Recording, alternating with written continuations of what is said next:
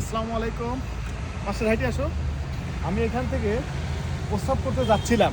প্রস্রাব করতে যাওয়ার পথে হঠাৎ করে এই যে দেখেন, আমি প্রস্রাব করতে এসে এই ব্যাগটা পাইলাম।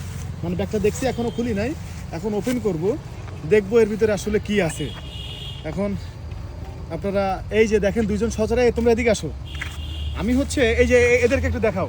তোমার নাম কি? হাত।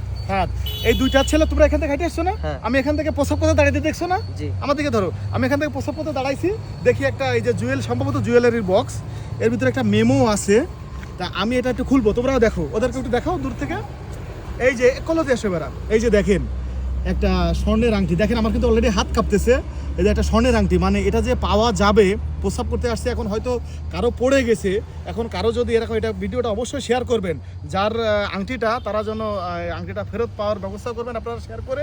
এই যে দেখেন, আবার দেখাও, এই যে স্বর্ণের আংটি, এই যে, এই তোমরাও দেখো, এই যে দেখেন, আর আল্লাহ কার পড়ে এই যে কার যেন পড়ে গেছে স্বর্ণের আংটি। এটা আপনারা ভিডিওটা শেয়ার করে দেবেন যাতে আংটিটা পাওয়ার ব্যবস্থা হয়।